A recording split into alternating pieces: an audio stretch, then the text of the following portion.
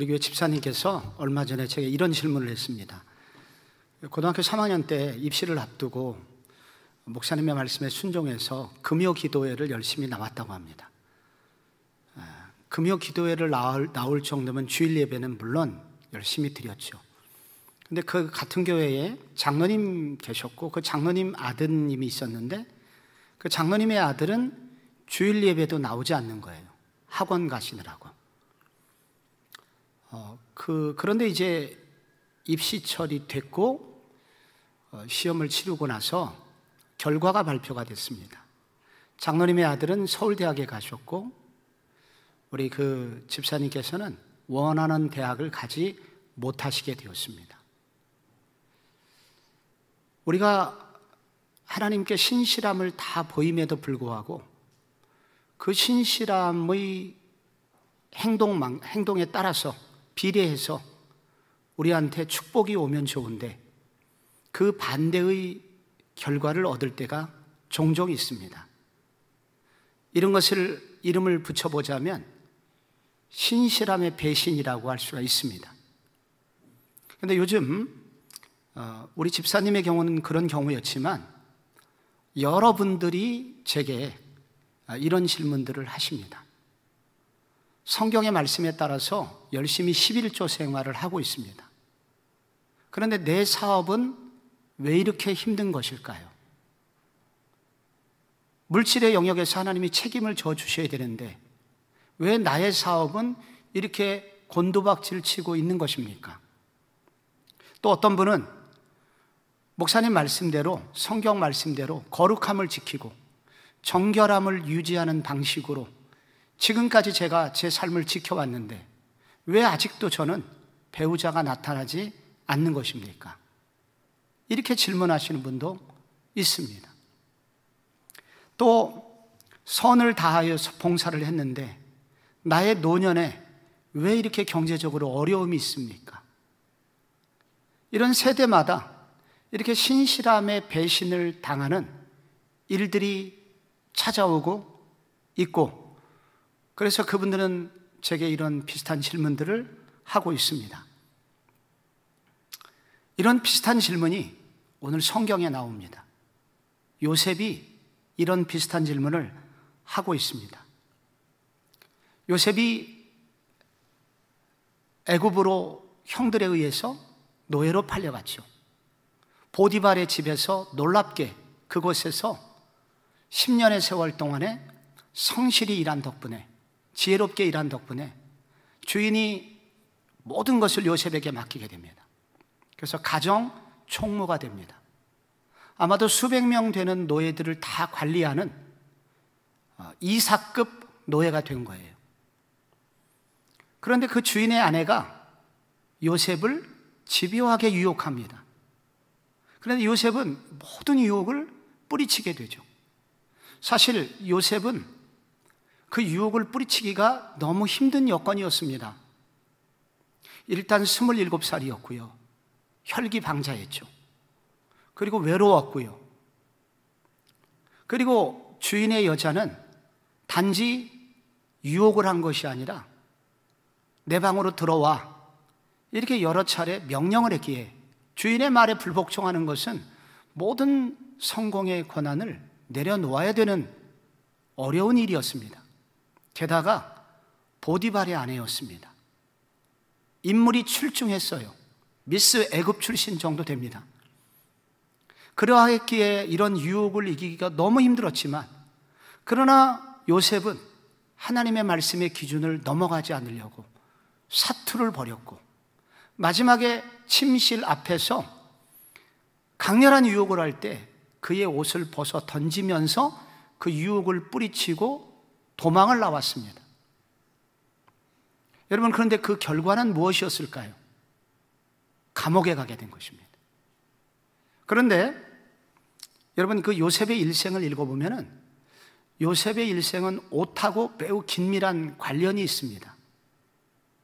그런데 그런 이 옷 때문에 적어도 2번의 배신을 당하는데 창세기 37장에서는 채색옷이 찢겨져 가지고 짐승의 피가 묻혀져서 아버지에게 이렇게 살인 그 살인의 증거물로, 짐승에게 의해서 살해당했다는 증거품으로서 이 옷이 그렇게 쓰이게 됩니다. 그런데 오늘 두 번째 옷의 배신을 당하는데, 이번에는 이 옷이 이 주인 보디발 앞에 놓여지면서 강간 미수범의 증거물로 이 옷이 쓰이게 됩니다. 그는 옷으로 말하면 신실한 옷을 입고 성실의 옷을 입고 일을 했는데, 반대로 그는 이렇게 참담한 배신을 당하게 되고 이제 죄수복을 입고 수인이 되어 감옥에서 썩게 되었습니다. 그 감옥 속에서는 더 큰 유혹이 시작이 됩니다. 바로 하나님에 대한 신뢰감이 무너지는, 하나님의 신실함에 대한 의심하고자 하는 그런 유혹입니다. 하나님은 정말 살아계신가?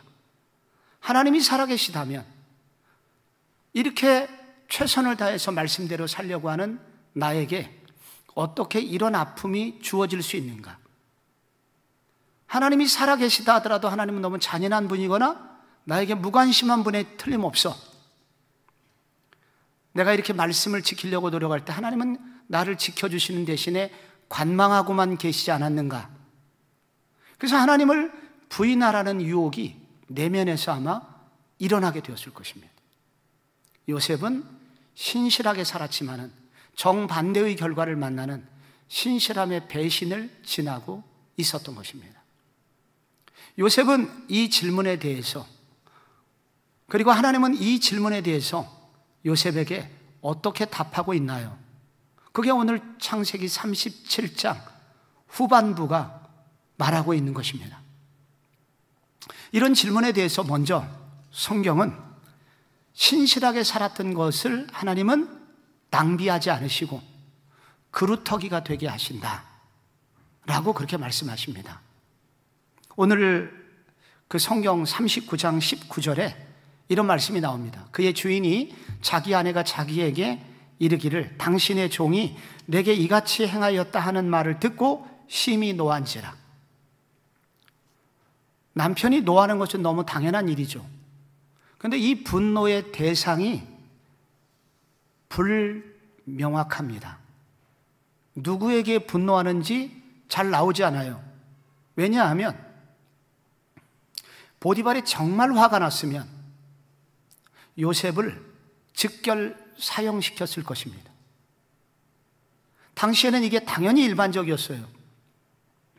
노예가 이런 범죄를 저질렀던 것은 두말할 나위 없이 그 자리 앞에서 목을 잘라버립니다. 이게 주인이 할 수 있는 일입니다. 권한입니다. 그런데 이 주인은 요셉을 죽이지 않고 감옥에 보냅니다. 이 감옥은 원문에는 둥근 집이라고 돼 있어요. 이 말은 담이 높았다는 것입니다. 담은 높았지만은 이 감옥은 당시의 다른 감옥에 비해서는 시설은 좋은 감옥이었습니다.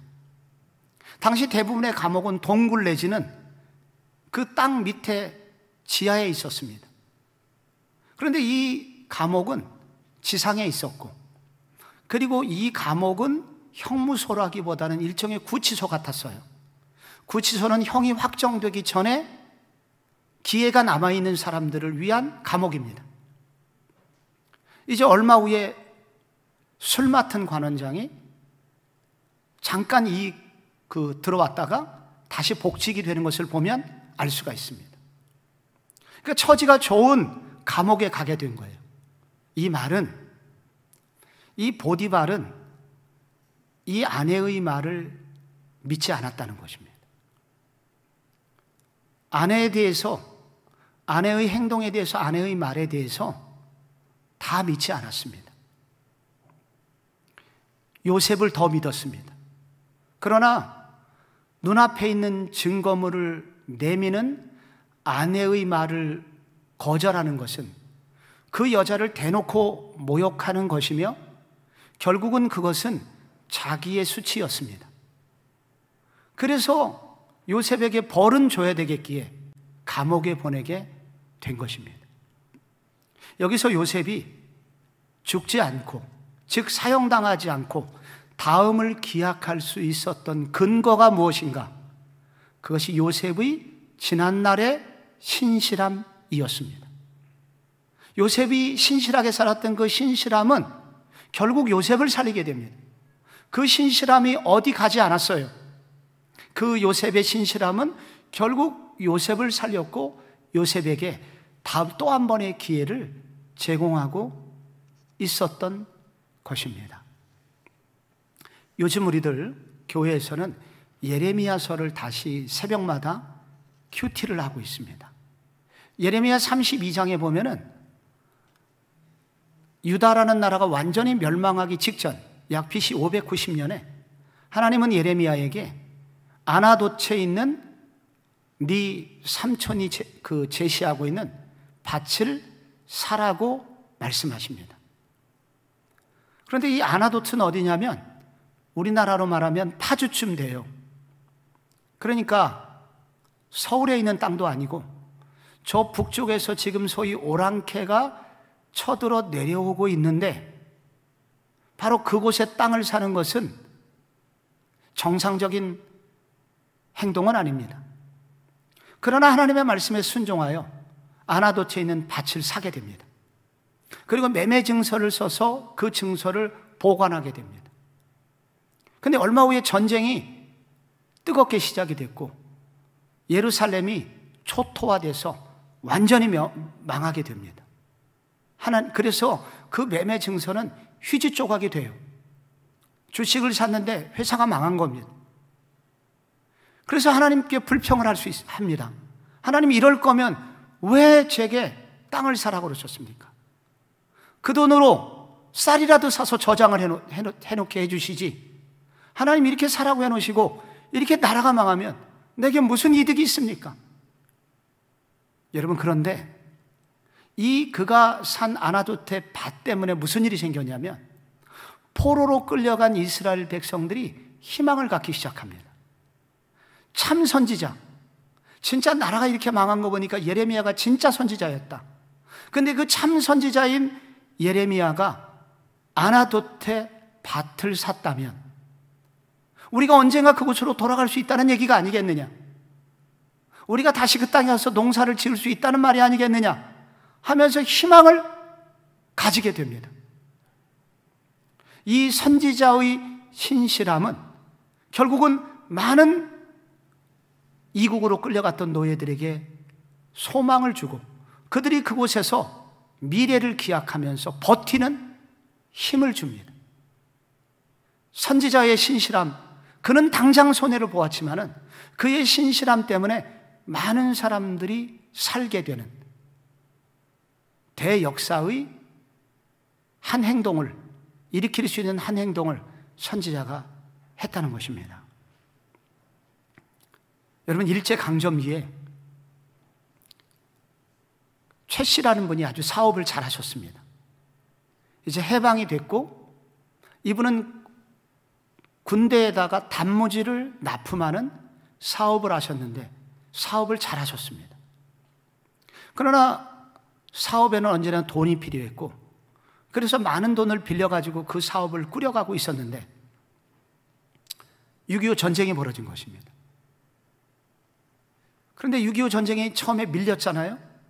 그래서 이제 곧 서울이 함락될 것이 예상되던 바로 그 즈음에 많은 사람이 피난을 떠나고 있는 그때 돈을 갚아야 되는 날짜하고 일치하게 되었습니다. 이분은 바로 그날 돈을 가지고 은행을 찾아갔습니다. 은행 직원은 당시 한 명밖에 없었고 영업이 종료됐다는 팻말도 있었습니다.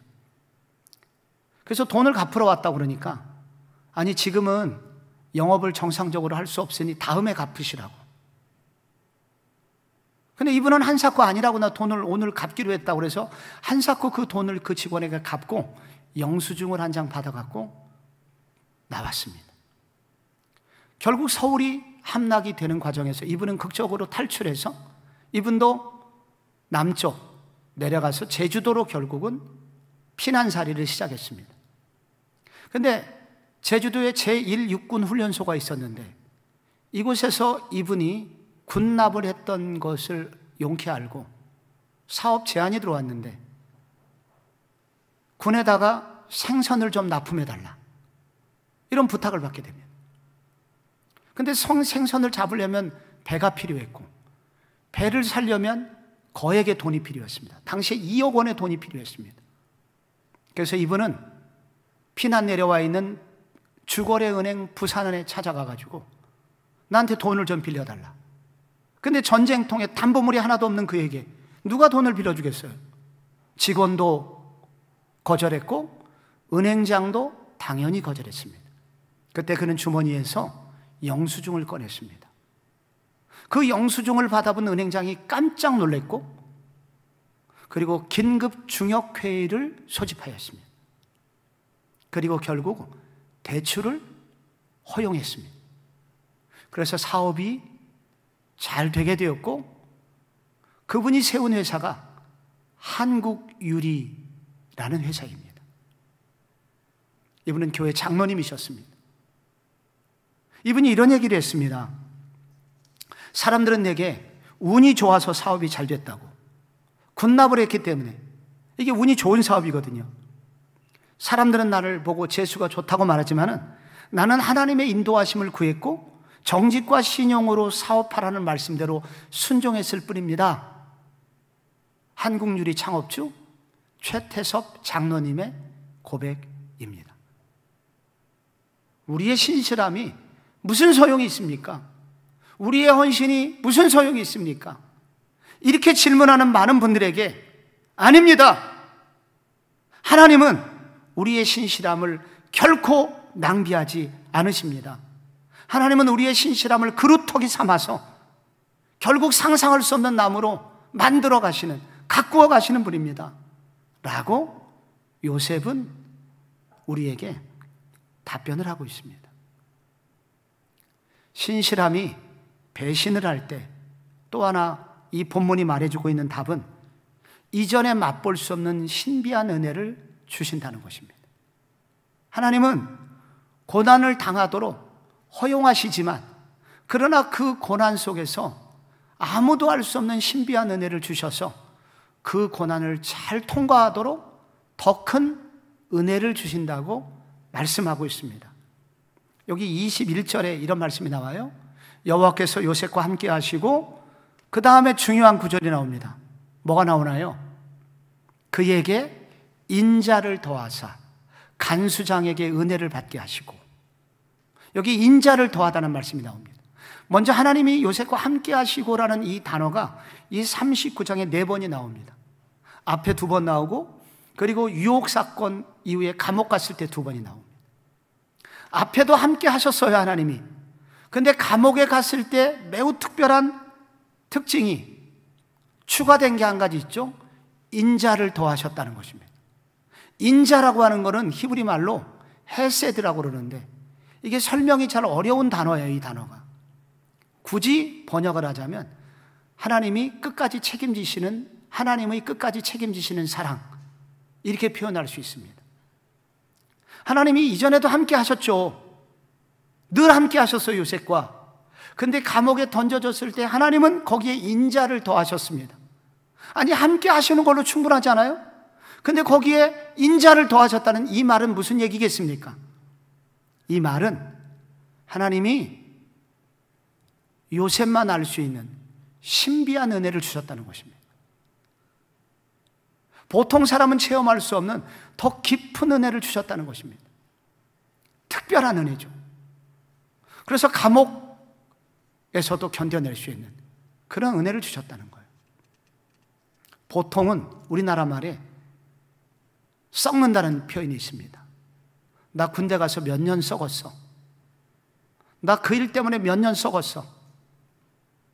근데 감옥에 가면 사람이 다 썩어요. 사람들이 전부 다 먼저 얼굴이 상하고, 그리고 마음이 부정적이 되거나 소망이 없는 사람이 됩니다. 근데 여러분, 조금 있다가 이 41, 2장을 읽어보면은 여러분, 요셉이 감옥 밖으로 3년 만에 나왔을 때 바로와 그의 신하들이 그러잖아요. 애굽 온 땅에서 이렇게 성령이 충만한 사람을 어찌 찾을 수 있으리요?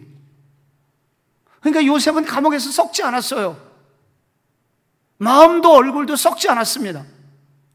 그에게 생생한 푸르름이 그에게 흘러넘치고 있었습니다. 어떻게, 무엇이 그렇게 만들었나요? 여러분, 여기 이 신비한 은혜가 있었던 거예요. 하나님의 특별히 요셉하고만 함께했던 그 특별히 고난을 이기는 함께 하심의 은혜, 인자를 더해 주시는 그런 은혜가 있었다는 것입니다.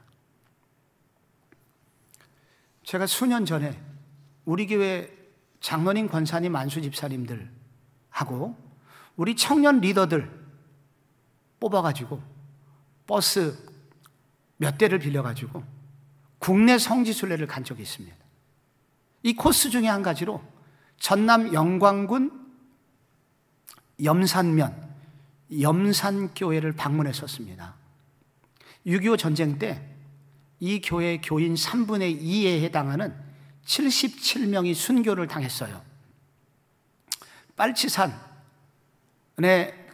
숨어있던 사람들이 밤에 내려와가지고 이 교회에 불을 지르고 고등부 학생 3명을 먼저 죽이고, 그리고 이 교회 김방우라는 목사님과 일가족 8명을 몽둥이로 때려 죽이고, 노병재 안수 집사님을 비롯한 많은 권사님과 집사님들을 그 염산군이 받아하고 있다 있거든요. 영광굴비. 그래서 그 수문, 바닷가 수문이 있었는데 거기에 무거운 돌을 몸에다가 매달려 가지고 물에 던져서 죽었습니다. 근데 이 중에 노병재 집사님이라고 하는 분이 물속에서 마지막 이 입에 물이 차오르기 전까지 이분이 불렀던 노래가 있습니다. 그게 내 주를 가까이 하려 함은 십자가짐 같은 고생이나 내 일생 소원은 주께 더 나가기 원합니다 하면서 이분은 돌아가셨고요. 박귀덕이라는 권사님은 그 북한군을 향해서 나는 이제 죽으면 천국에 갈 텐데 너는 이렇게 잔인하게 살아서 죽으면 어디 가려고 하냐, 나와 함께 예수 믿자, 이렇게 마지막까지 전도를 하면서 돌아가셨습니다. 여러분, 이런 분들이 어떻게 이렇게 할 수 있었을까요? 아니, 우리와 똑같이 교회 다니는 사람인데 어떻게 이렇게 마지막 순간까지 나를 지켜주지 않으시는 하나님을 욕해도 시원찮은데 이렇게 죽어가면서도 어떻게 이렇게 당당하게 믿음을 지키고 누군가에게 복음을 전하면서 여러분, 이분들이 돌아가실 수 있었을까요? 도대체 힘의 근원은 무엇일까요? 그때 이 교회 담임 목사님 방문했을 때 당시에 목회를 하고 계시던 목사님께서 이런 얘기를 해주셨습니다. 이 사건 2년 전에 교회에서 부흥회가 있었는데 그 부흥회 강사로 여수에서 목회하시는 손양원 목사님이 오셨대요. 여러분, 손양원 목사님 들어보셨죠? 이 손양원 목사님이 오셔갖고 한 주간 부흥회를 했는데 옛날에 부흥회는 일주일을 했고 하루 4번씩 모였습니다. 이 부흥회가 끝날 때 이 성도들이 춤을 추는 은혜를 받았는데 그때 손양원 목사님이 하셨던 굉장히 중요한 설교가 천국에 관한 설교였습니다. 우리 믿음의 사람의 종착지는 이 땅이 아니라 천국이다. 천국에 대한 확실한 신앙이 그때 심어졌고, 그래서 그 천국은 그 무엇과도 바꿀 수 없는 곳이다, 이런 말씀을 그분들이 들은 거예요. 그들이 뛸 듯이 기쁘면서 이 말씀을 받았는데 2년 후에 이런 어려운 일이 찾아왔고, 그 어려움 속에서도 결국 돌이켜보면 그들에게 이미 심겨진 말씀, 그들에게 이미 생긴 그 믿음이 결국은 이 모든 것을 이길 수 있는 힘이 되었다고 고백을 했습니다. 하나님께서는 우리에게 때로 고난을 주시지만, 고난을 허용하시기도 하지만, 어떤 특별한 목적에 있어서 허용하시기도 하지만 하나님께서 더 큰 은혜, 인자를 더하사 신비한 은혜를 주셔서 이러한 고난과 위기를 넘어가실 수 있도록 도와주신다는 것입니다. 그래서 시인 다윗이 이런 고백을, 자기도 죽을 것 같은 고난을 당했을 때 이렇게 고백하잖아요. 23편 4절에서 내가 사망의 음침한 골짜기, 그러니까 이건 어마어마한 시련인데, 이런 사망의 음침한 골짜기로 다닐지라도 해를 두려워하지 아니할 것은 주의 지팡이와 막대기가 나를 안위하시기 때문입니다 라고 고백을 하고 있습니다. 제가 2년 전에 페이스북에 김용의 선교사님이 올려놓은 글을 본 적이 있습니다. 아마도 자녀들에게 보낸 편지의 일부였던 것 같습니다. 그 선교사님이 대부분 선교지에 나가 있는 아들과 딸에게 이렇게 썼더라고요. 사랑하는 내 아들 내 딸아, 네가 성공했을 때 너는 내 아들이고 내 딸이다. 그런데 내 아들 내 딸아, 내가 실패했을 때 너는 더욱 내 아들이요 내 딸이니라. 여러분, 우리 주님께서 우리에게 때때로 이와 같은 신실한 삶을 살아도 배신을 당하는 것 같은 고난에 처해 있을 때 우리를 홀로 내버려 두시는 것이 아니라, 사랑하는 내 아들 내 딸아, 네가 이런 어려움에 있을 때 너는 더욱 내 아들이고 내 딸이니라 라고 말씀하시면서 우리에게 감당할 만한 은혜를 주시는 방법으로 이 고난을 이기게 하신다는 것입니다. 신실함의 배신을 당할 때 하나님께서 요셉에게 주신 마지막 해답이 있습니다. 그것은 역설적 은혜로 구원사역의 사명자로 살게 하심을 알게 하시는 것입니다. 이게 무슨 말일까요? 곰곰이 생각해 보면요, 요셉이 감옥에 안 갔다라면 어떻게 됐을까요? 그러면 보디발 집에 가정총무로 평생 살았겠죠. 그래봤자 노예입니다. 그런데 감옥에 가서 무슨 일이 생기나요? 이제 여기서 바로의 신하들을 만나죠. 그래서 결국은 이것 때문에 애굽의 국무총리가 되고 이스라엘의 구원자로 살게 역할을 하게 됩니다. 만약에 형들이 요셉을 팔아먹지 않았다면 어떻게 됐을까요? 그는 채색 옷을 입고 아버지 사랑받으면서 가나안 땅에서 한 족장으로 살았겠죠. 그러나 애굽에 팔렸기 때문에 결국 국무총리에 오르고 구원자의 사명을 감당할 수 있게 되었습니다. 이것을 일컬어 역설적 은혜라고 할 수가 있습니다.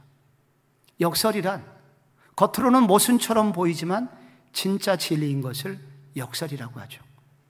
겉으로 보면 말도 안 되는 사건이지만, 어처구니 없어 보이지만 사실은 그 어처구니 없어 보이는 그 사건 속에서 하나님은 놀라운 일을 계획하고 계시다, 이루어가고 계시다.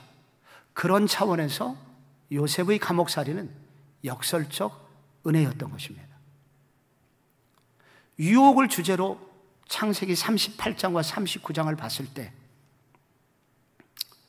유다가 유혹을 받습니다. 야곱의 네 번째 아들이 다말이라는 며느리가 창녀복장을 딱 입고 시아버지가 있는 근처에 옆에 가서 서 있었습니다. 그런데 다말이라는 여자가 주변을 어슬렁거릴 필요가 없이 딱 한 방에 유다는 넘어갑니다. 그냥 나타나자마자 한 방에 유다는 여자의 유혹에 넘어가요. 요셉은 어마어마한 유혹에도 불구하고 견뎌내죠. 누가 감옥 가야 됩니까? 유다가 가야 돼요. 유다만이 아니라 요셉을 팔아먹은 형들이 전부 다 감옥 가야 돼요. 그런데 이렇게 죄를 많이 짓고 요셉을 팔아먹은 형들은 감옥 가지 않고 요셉이 감옥에 갑니다. 하나님은 왜 이렇게 하시는 것일까요? 요셉 속에 있는 꿈 때문입니다. 요셉은 보통 사람이 아니라 하나님의 꿈을 담지하고 있는 사람이에요. 하나님의 꿈은 무엇입니까? 앞으로 요셉을 통해서 온 이스라엘과 열방을 구원할 꿈입니다. 이게 구원자의 사명이에요. 요셉에게는 하나님의 뜻에 따라서 온 열방을 구원해야 되는 사명이 그에게 있어요. 그래서 결국 그 사명을 이루기 위해서 감옥이라는 곳에 가게 되고 바로의 신하들을 만나게 되고 결국은 형들과 그리고 온 인류를 구하는 그런 사명을 감당하게 됩니다. 그런데 여러분, 결국 요셉의 감옥살이를 통해서 결국은 유다도 구원받고 12지파 모든 형제들도 구원을 받게 됩니다. 제가 여러분에게 이 창세기 읽으면서 계속 강조하고 있는 것은 이 창세기를 첫 번째로 읽은 독자들은 출애굽기 성도들이었다는 거예요. 400년 후에 애굽에서 노예살이를 하고 있었던 출애굽기 이스라엘의 후손들이었습니다.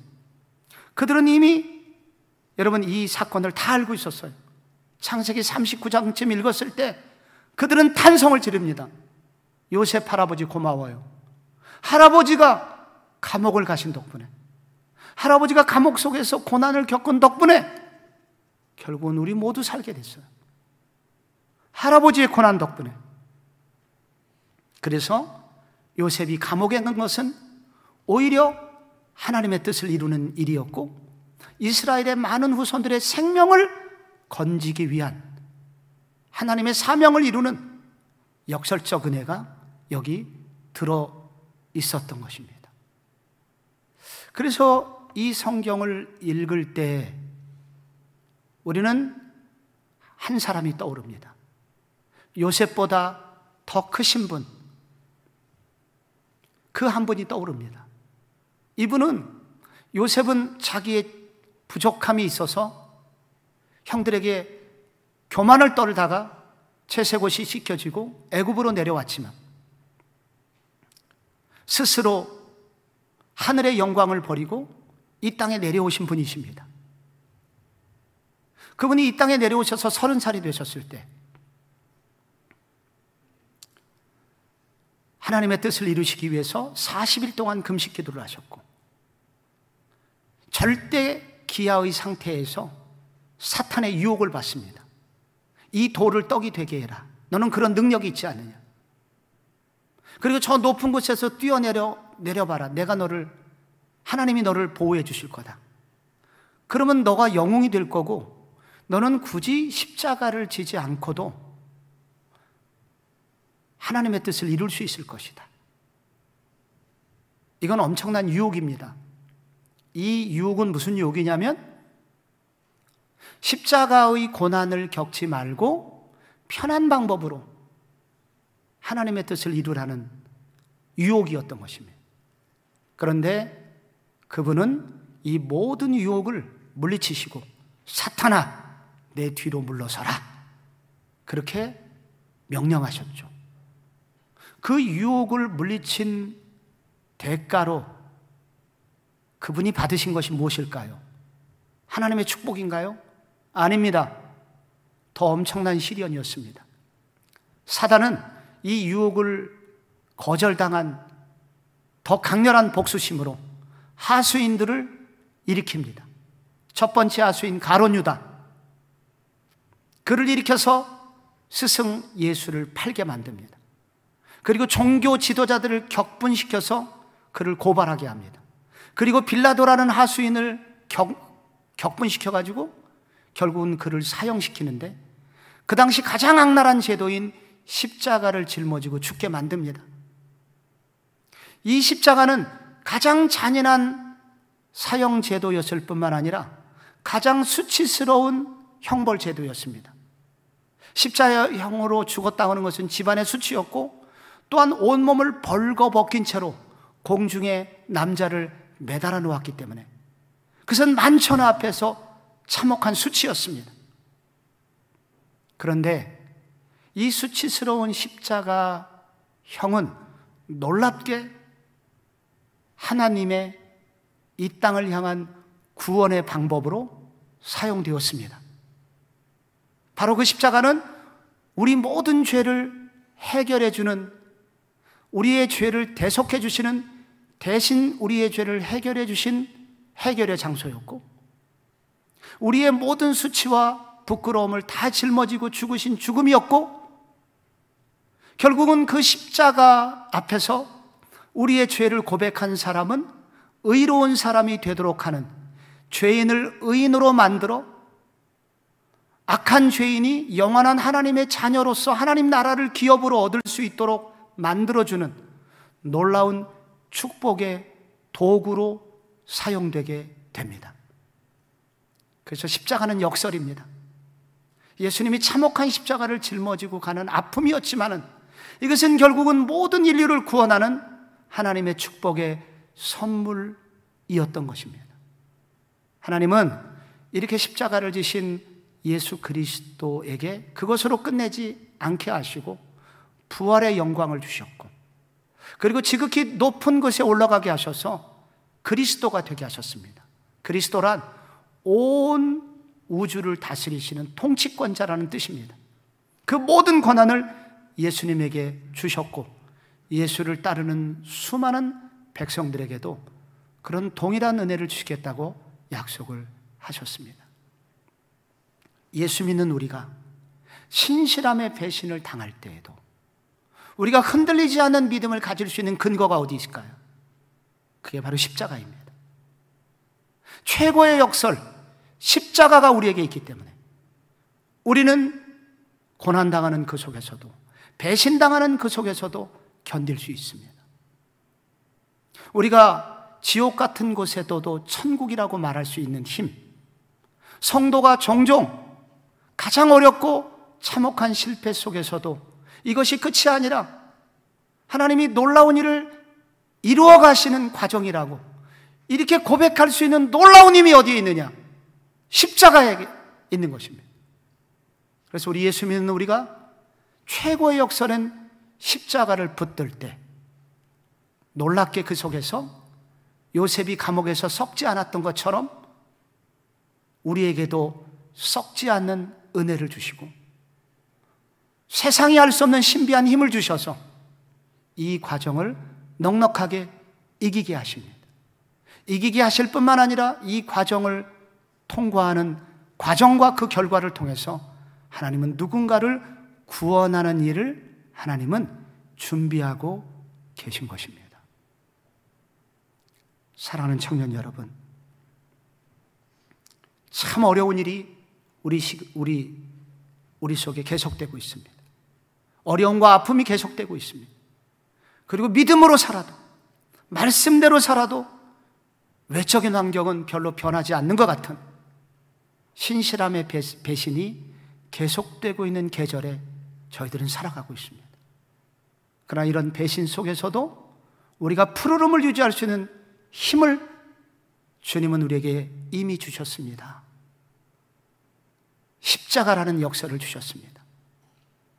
사랑하는 청년 여러분, 이 주님이 주시는 선물을 붙들고 여러분 썩을 수밖에 없는 상황에서도 결코 썩지 않는 영적인 푸르름을 유지하는 청년들이 되어주시기를 바랍니다.